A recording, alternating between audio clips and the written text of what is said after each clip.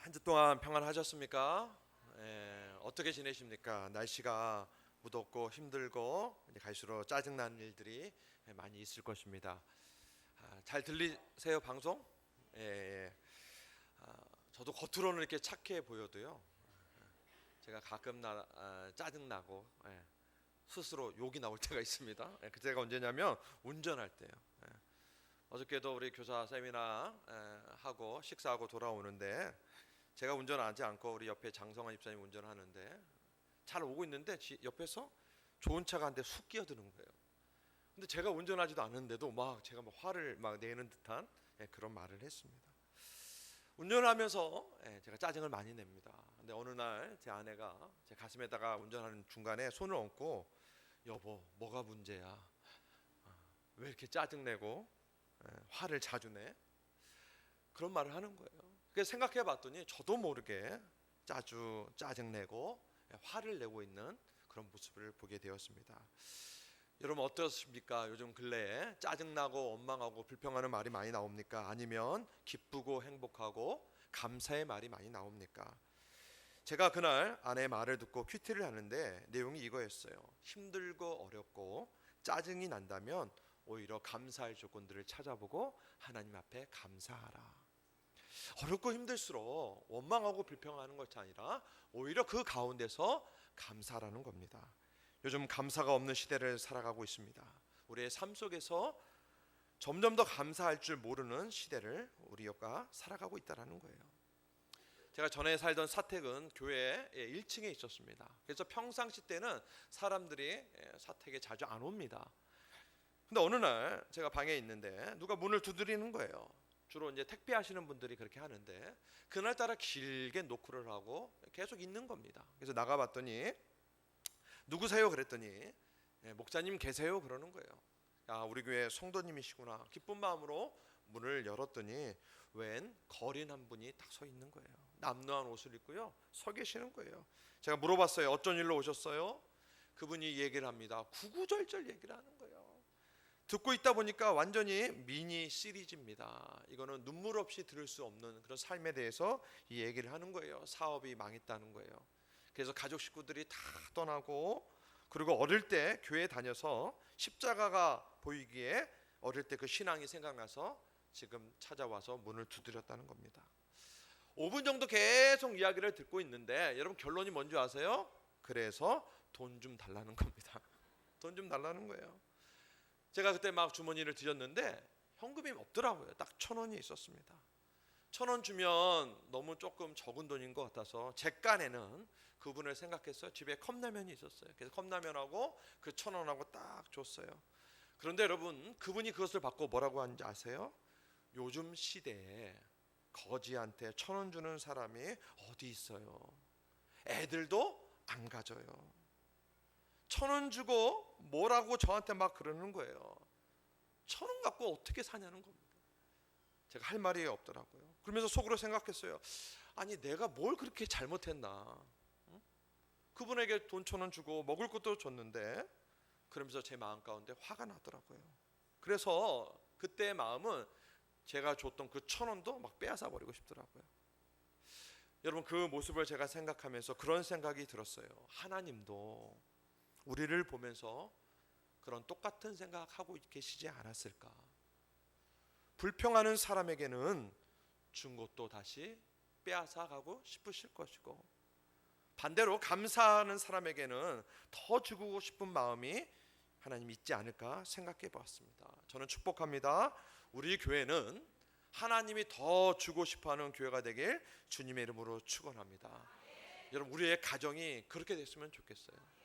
감사를 많이 해서 하나님이 뭔가를 더 주고 싶어하는 가정 되길 바랍니다.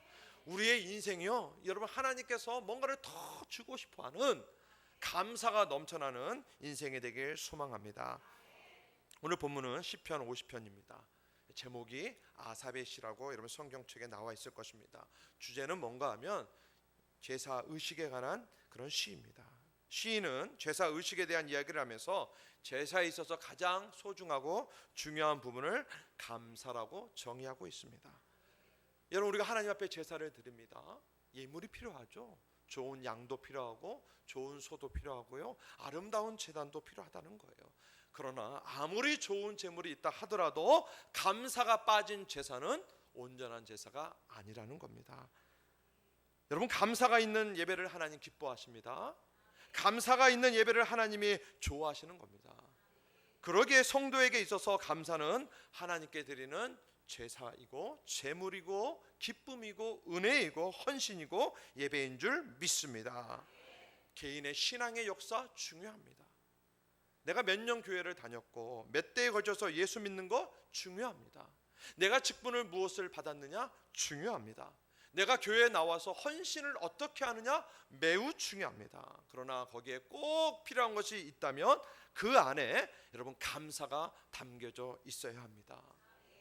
아무리 좋은 재물이라 한다 할지라도 여러분 감사가 없으면 안 된다는 말씀입니다. 누가복음 17장 말씀을 보면 10명의 나병 환자가 나옵니다. 예수님께서 사마리아와 갈릴리로 지나가시다가 한 마을로 들어가셨는데 그곳에 10명의 나병 환자가 있었습니다. 그들이 뭐라고 합니까? 주님, 나 좀 고쳐 주시옵소서. 얼마나 급했으면, 얼마나 간절했으면, 고침받고 싶었으면 지나가는 그 예수를 붙잡고 고쳐달라고 외치고 있는 겁니다. 그럴 때 여러분 예수님이 뭐라고 합니까? 그냥 고쳐주는 게 아니에요. 뭐라고 말합니까? 야, 저기 가면 용한 의사가 있는데 그 사람한테 한번 고침을 받아봐, 이렇게 말씀하지 않으셨습니다. 주님이 뭐라고 합니까? 너희는 가서 제사장에게 몸을 보이라는 겁니다. 근데 놀라운 것은 나병 환자들이요, 이 주님의 말씀에 순종합니다. 여러분 기억하시기 바랍니다. 인생의 문제가 해결되길 원하십니까? 여러분 인생 가운데 기적이 일어나길 원하십니까? 원한다면 하나님의 말씀에 순종하시길 바랍니다. 이 10명의 나병 환자들이 주의 말씀에 순종해서 제사장에게 갑니다. 그런데 가는 도중에 어떻게 됩니까? 다 깨끗하게 고침을 받았습니다. 그런데 여러분 오늘 그 누가복음 17장에서 말씀하신 주님의 말씀의 의도는 그것이 아니죠. 그 고침을 받고 난 이후에 그들의 모습을 바라보라는 겁니다. 우리 누가복음 17장 15절 16절 2절 말씀을 우리 간절히 합독하겠습니다. 그 중에 한 사람이 나오는 것을 보고 큰 소리로 하나님께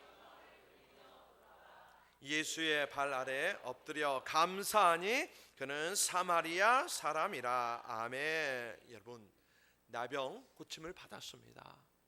10명의 사람이 고침을 받았습니다. 그런데 9명에 대해서는 언급이 없습니다. 오직 맨 마지막에 그 한 사람 사마리아 사람을 하나님은 말씀하세요. 왜요? 그는 예수께 돌아와 감사했다는 겁니다. 10명의 사람에 대해서 성경은 일일이 언급하지 않습니다. 10명의 사람 중에는 유대인도 있을 수 있습니다. 저같이 직분을 맡은 사람도 있었을 것입니다. 오랫동안 하나님을 믿는 사람도 있었을 것입니다. 그러나 고침을 받고 예수님께 다시 돌아와 감사했던 사람은 오직 한 사람 사마리아 사람이었습니다. 성경이 기억합니다. 하나님이 기억하는 그 한 사람은 내가 유대인이냐? 내가 직분자냐? 내가 얼마 동안 교회를 오랫동안 다녔느냐? 이것이 중요한 것이 아니라 감사할 줄 아는 그 사마리아 그 사람을 성경은 기억하고 하나님은 기록해 놓으셨다는 말씀입니다. 자, 감사가 이렇게 중요합니다. 그런데 왜 우리는 감사하지 못할 거예요? 성경에서 계속해서 말씀하십니다. 하나님께 감사하라. 감사로 예배를 드리고 감사로 제물을 올려라. 그런데 왜 우리는 감사하지 못할까요? 여러분 감사의 적이 무엇입니까? 감사의 적은 익숙함과 당연함입니다. 우리 한번 같이 읽겠습니다. 시작. 감사의 적 익숙함과 당연함. 여러분 익숙해지고 당연해지면 내 마음의 감사가 사라집니다. 은혜는 익숙해지면 끝나는 거예요. 여러분 익숙해지면 당연해집니다. 당연해지면 내 마음 가운데 감사가 사라진다는 거예요. 사람이 얼마나 간사한 줄 압니까? 예를 들어서 제가 어떤 불쌍한 분이 계셔서 매일 하루에 10,000원씩 줬어요. 첫날 10,000원, 둘째 날 10,000원, 셋째 날 10,000원 줬어요. 그런데 넷째 날 됐는데 제가 돈이 없는 거예요. 그래서 그분한테 돈을 안 드렸습니다. 그러면 여러분 그럼 그분 마음에 우리 목사님 너무나 불쌍하네. 얼마나 없으면 매일 줬던 그 돈 안 줄까? 이런 마음 가질까요? 아니라는 거예요. 아니, 왜 나를 안 도와주지? 지금까지 매일 10,000원씩 줬다가 왜 오늘은 안 주지? 마음에 서운한 마음이 든다는 거예요. 여러분, 은혜가 당연해지면 그때부터는 사람에게 불평이 생기는 겁니다. 은혜가 당연해지면 원망밖에 없는 그런 사람이 되기 쉬운 거예요. 그런데 여러분, 은혜가 당연한 것이 아니라 특별함이 되면 우리는 아무것도 아닌 일에 감동받을 수가 있는 겁니다. 여러분, 은혜가 당연한 것이 아니라 나의 삶 가운데 특별함이 되면 거기 안에는 눈물이 있고 감사하는 마음이 생길 수가 있습니다.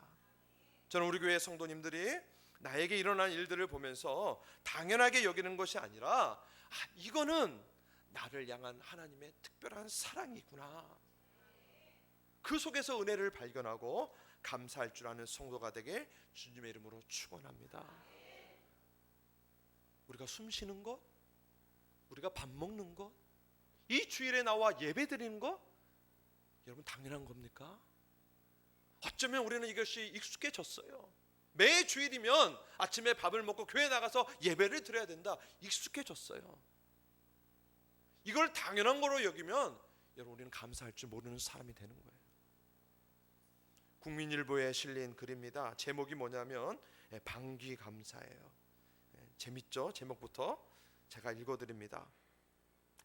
병원에 입원하여 수술 후 한우가 지났다. 점심 무렵 밥 해주시는 아주머님이 밥을 가지고 나오셔서 묻는다. 방귀 나오셨어요? 아니요 했더니 방귀 나오면 알려주세요. 죽 드릴게요. 회진 오신 선생님이 방귀 나왔어요? 묻는다. 아니요. 운동 많이 하세요. 병실에 들어서는 사람마다 방귀 타령이다. 아내 역시 병실로 들어오면서 대뜸 방귀 나왔어요? 묻는다. 그놈의 방귀. 전에는 방귀 많이 낀다고 핀잔하던 아내가 내 방귀를 애타게 기다린다. 며칠 전 새벽 시간에 어느 권사님이 감사 헌금에 하나님, 우리 며느리 방귀 나오게 해주셔서 감사합니다 라고 적혀 있었다. 새벽 예배당 안은 성도들의 웃음소리로 가득했다. 수술한 사람이 방귀가 나오지 않으면 음식을 먹을 수가 없다. 초조하게 기다리다가 방귀가 나오면 이제 살았다고 기뻐하는 것이다.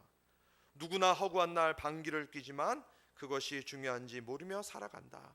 내가 당연한 것으로 여기는 일들이 누군가에게는 말할 수 없는 감사거리가 된다. 여러분, 재밌는 글이지만 시사하는 의미도 큽니다. 세상을 살아가면서 당연한 것은 단 하나도 없습니다. 여러분, 그곳에 하나님의 특별한 은혜가 임한다는 거예요. 우리가 숨을 쉬는 것, 우리가 이 자리에 앉아서 예배하는 것, 하나님의 특별한 사랑이에요. 이 자리에 나와서 예배 드리고 싶어도 예배 드리지 못하는 분이 계십니다. 그러나 우리는 건강한 다리 주셔서 이 자리에 나와서 예배하잖아요. 특별한 하나님의 사랑이에요. 얼마 전에 목사님들 모임에서 이야기를 하는데, 목사님들이 모이면 교회 얘기, 또 우리 목회자 이야기를 많이 합니다. 그런데 다 듣고 보면 다 교회가 어렵고 힘들다는 거예요. 정말로 뭐가 문제인지 알지는 못하지만 교회가 너무나 힘들고 어렵고 낙심하고 목회자들이 힘든다는 거예요. 여러분, 우리 교회는 은혜롭고 좋은 교회인 줄 믿으시길 바랍니다. 솔직한 저희 고백이에요. 목사인 제가 우리 성도님들 한 분 한 분 생각할 때 너무나 귀하고 소중합니다. 또 우리 성도님들 성품이 다 좋으신 분들이에요. 제 친구 목사도 어저께 교사 세미나 인도하고 우리 교회를 처음 보는 분이에요. 근데 세미나 인도하고 기도회 인도하고 우리 선생님들 모습 보면서 저한테 가시면서 하는 끝에 말이 뭔지 아세요? 목사님, 좋은 교회 부임한 거 진심으로 축하합니다. 목회자는요, 설교 앞에 딱 한 번 해보면 교회 분위기를 아는 거예요. 제가 그날 목사님들과 이런 얘기 주고받으면서 집에서 기도를 하는데 하나님이 주시는 마음이 있었어요. 장 목사야, 너 오늘 목사님들 하는 얘기 들었지? 거봐, 화목교회가 평안한 건 당연한 것이 아니라 특별한 은혜야. 제가 그 말씀을 깨달았어요.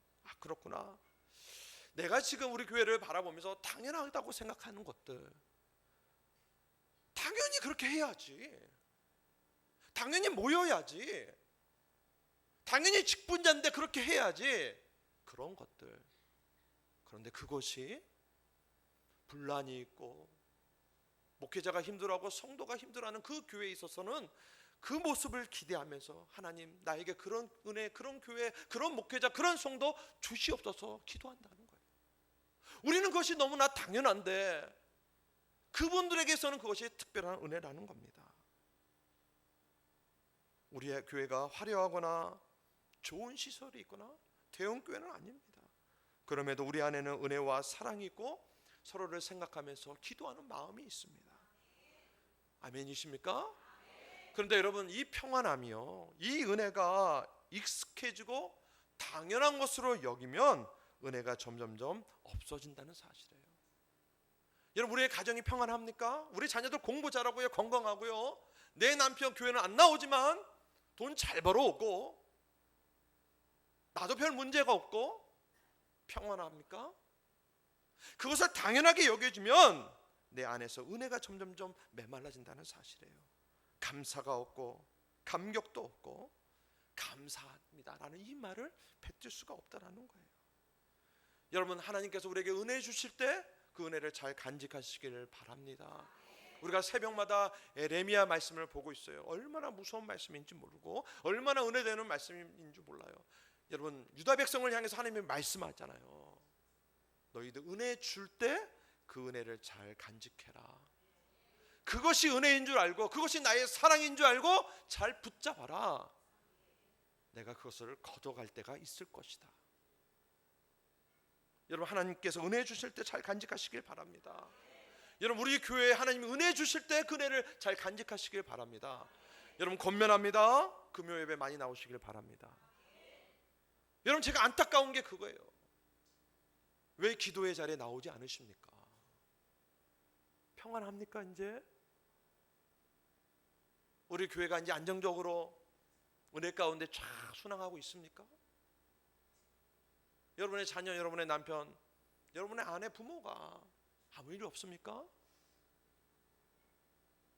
여러분, 이럴 때일수록 기도하셔야 돼요. 기도하는 분이 기도의 자리에 나오지 않으면 건강한 모습이 아닙니다. 어렵고 힘들 때만 하나님 붙잡는 것이 아니에요. 평안하고 잘 될 때도 하나님 붙잡으시길 바랍니다. 저는 우리 교회 다른 건 몰라도 여러분, 금요 예배에 나와서 기도하는 볼륨이 작아지지 않기를 소망합니다. 아이들 데리고 다 나오시길 바랍니다. 아이들 데리고 다 나오세요. 제 큰아이가 지난주에 금요일 날 철회비 안 나왔더라고요. 그래서 집에서 한 소리 했습니다. 야, 시험 기간이라고 안 나오면 되겠니?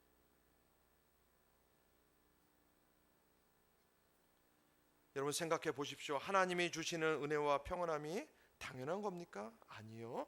특별한 은혜인 줄 믿으시길 바랍니다. 오늘도 사랑하는 나의 자녀들이 걸어서 학교에 갑니까?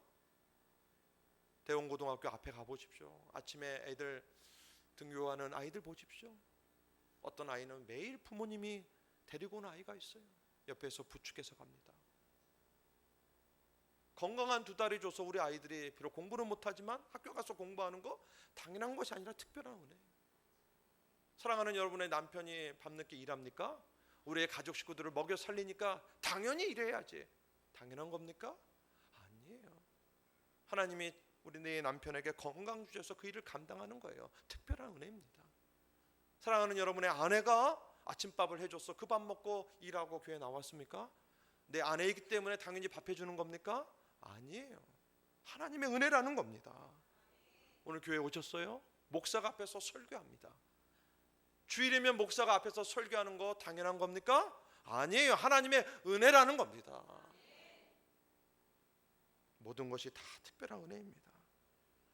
그 특별한 은혜가 익숙해져서 당연한 것으로 여겨진다면 영적으로 나는 병 들어가고 있는 겁니다. 그렇다면 어떻게 해야 감사를 더욱더 잘할 수 있을까요? 따라서 합니다. 생각하라. 여러분, 우리가 생각하면 감사를 더욱더 잘할 수 있는 거예요. 22절 말씀을 같이 한번 읽어보도록 합니다. 22절 시작. 하나님을 잃어버린 너희여.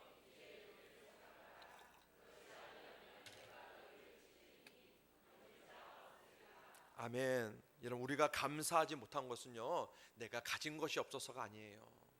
내가 소유하지 못해서가 아니고 내 상황이 지금 어렵고 힘들어서가 아니라는 거예요. 여러분, 내가 기억하지 못해서 그러는 겁니다.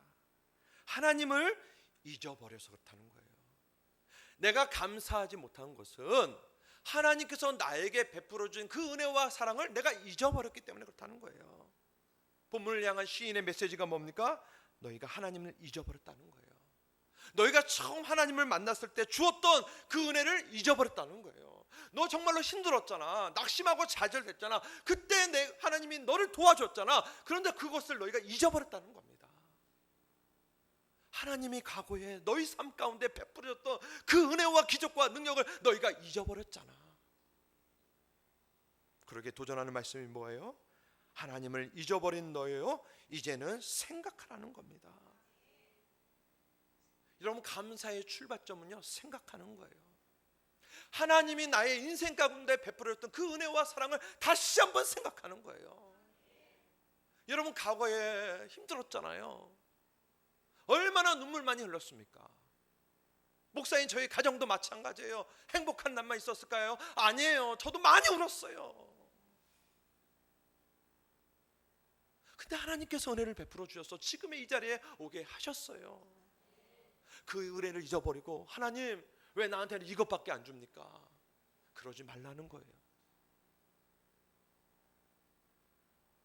하나님께서 나의 삶 가운데, 우리의 가정 가운데, 우리의 교회에 행하신 지난날의 일들에 대해서 하나하나 기억해 보시기 바라고, 여러분 감사해 보시기 바랍니다.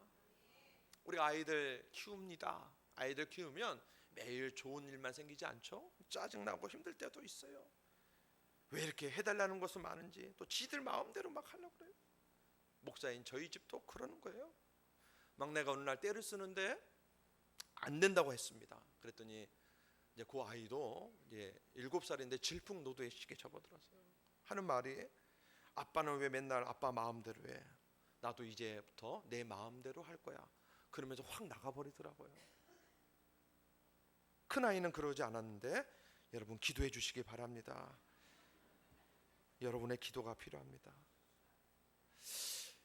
제가 그런 마음을 가지고 생활하다가 어느 날 제가 예전에 어떤 세미나에 참석을 했는데 거기 있던 자료들을 보게 됐는데 제목이 뭐였냐면, 자녀들을 위해서 감사할 조건 50가지 기록하기. 여러분 집에서 한번 해보십시오. 50가지? 택도 없습니다. 한 10가지 쓰면요 쓸 내용이 없는 거예요. 근데 저도 그랬던 것 같아요. 그러니까 그 감사의 내용을 처음에는 뭐 하나님 우리 아이 이쁜 아이 주셔서 감사합니다, 뭐 말 잘 듣는 이렇게 쓰다가 이제 내용이 없으니까 그런 얘기를 썼어요. 제 큰아이를 생각하면서 이렇게 적었어요. 김정은도 무서워한다는 중2인데 엄마 아빠 속썩이지 않고 건강하게 학교 잘 다닌 것 감사. 둘째 아이는 이렇게 적었어요. 위아래로 여자애들 사이에서 중간에 끼어서 괴롭힘을 당하고 있는데 그래도 씩씩하게 자라고 있는 것에 감사. 50가지 택도 없는 거죠. 그랬더니 이제 감사의 제목들이 점점점 이상한 내용으로 이제 바뀝니다.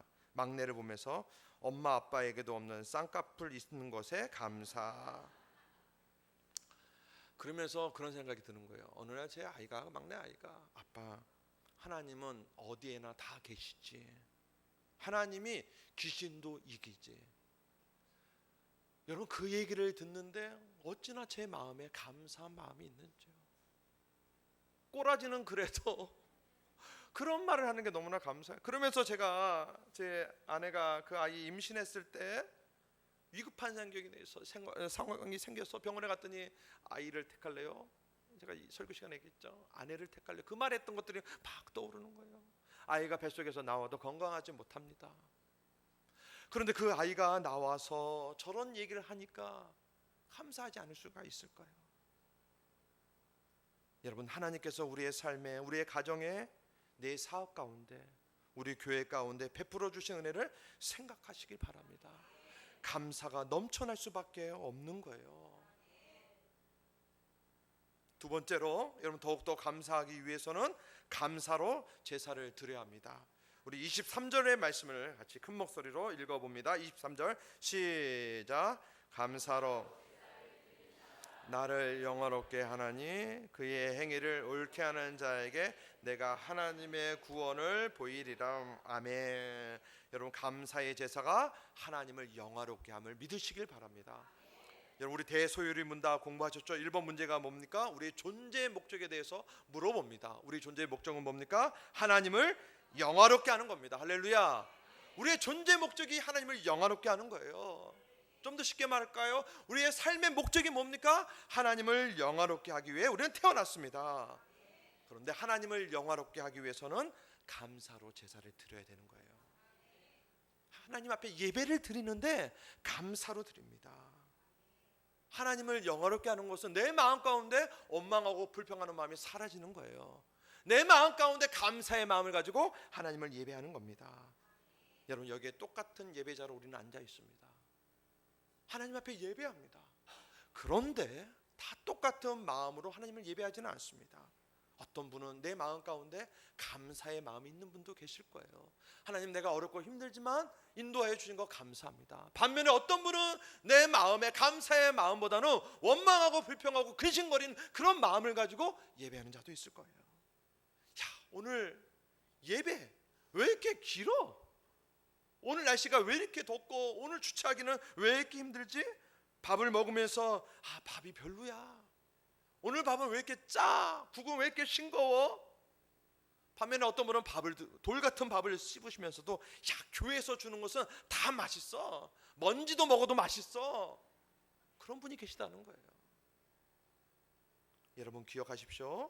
하나님이 받으시는 그 예배, 하나님이 찾으시는 그 예배자는 감사의 예배를 드리는 그 사람을 하나님은 찾고 계십니다. 우리가 다음 주에는 맥주 감사주일로 지킵니다. 맥주가 아닙니다. 어떤 분은 자꾸만 맥주 그러는데 맥주 감사주일로 지킵니다. 여러분, 이번 한 주를 보내실 때 감사의 마음을 가지고 보내시길 바랍니다. 그래서 여러분, 우리가 주보에 보면 맥주 감사 헌금 봉투가 있어요. 여러분, 이 봉투를 왜 집어넣는지 아세요? 왜 집어넣었을까요? 왜 한 주 전에 여러분들에게 나눠드립니까? 여러분, 이 봉투 가지고 헌금을 많이 내라? 그것이 아니에요. 여러분, 한 주 동안 하나님 앞에 감사의 조건들을 기억하시고 생각하시고 식구들끼리 모여서 기도하면서 준비하라고 일주일 전에 나눠드리는 겁니다. 헌금을 내실 때 그냥 내지 마시기 바랍니다. 여러분, 절기 헌금은요, 감사의 마음을 가지고 내셔야 되는 거예요. 그래서 일주일 전에 나눠드리는 겁니다. 그냥 시간 돼가지고 돈 찾아가지고 넣어서 내는 것이 아니라 좀 일주일 전에 하나님 앞에 감사의 기도도 하고, 이래서 맥주 감사주는 6개월 동안 지냈던 삶에 대해서 뒤돌아보는 거예요. 우리의 가정 가운데, 내 자녀 가운데, 우리 교회 가운데, 우리 구역 식구들 가운데 감사할 것이 무엇이 있나 기도하시면서 헌금을 드리는 거예요, 하나님 앞에. 여러분, 한 주 동안, 지난 6개월 동안 지켜주신 하나님의 은혜 생각해 보시고 감사하시기 바랍니다. 말씀을 마치기 전에 우리 손양원 목사님, 여러분 다 아시죠? 아들 둘이 공산당의 손에 의해서 죽었습니다. 그리고 그를 죽였던 그 사람을 입양을 했어요. 자기 자식 2명을 죽였는데 입양을 했습니다. 입양한 그 아들이 그러니까 손양원 목사님의 이제 손자가 되겠죠. 그 아들이 지금 목사님이 되어서 목회를 잘하고 계세요. 그런데 손영원 목사님이 아들 2명 장례식에 한 글을 읽었어요. 그 내용이 뭐냐면 손양원 목사의 9가지 감사. 아들 둘이 죽은 자리예요. 입양한 아들을 죽였던 그 입양한 아이들이 그 장례식에 참석했습니다. 손양원 목사님이 장례 중간에 나와서 글을 읽어요. 그것이 유명한 손양원 목사의 9가지 감사예요. 우리가 이 글을 제가 읽어드리고 예배를 마치겠습니다. 손양원 목사 9가지 감사 화면을 보시고요. 첫 번째, 나 같은 죄인의 혈통에서 순교의 자식 나게 하시니 감사.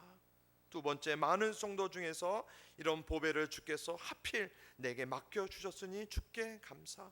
3남 3녀 중에서도 가장 아름다운 맏아들과 둘째 아들을 바치게 하시니 감사. 한 아들 순교도 귀하거든 하물며 2 아들이 함께 순교했으니 더욱 감사. 예수 믿다가 와석종신하는 것도 큰 복이라 하거늘 전도하다 총살 순교 당했으니 감사.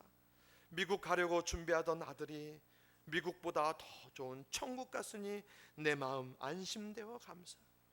내 아들 죽인 원수를 회개시켜 아들 삼고자 하는 그 사랑하는 마음 주신 곳에 하나님 앞에 감사. 내 아들의 순교의 열매로 무수한 천국의 아들들이 생길 것을 생각하니 감사.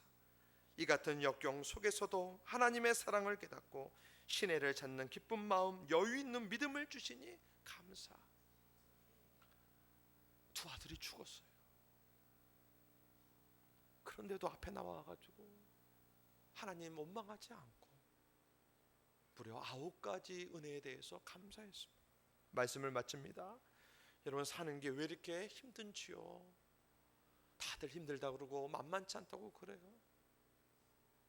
들려오는 소식은 왜 이렇게 많이 스스로의 생명을 끊는지요?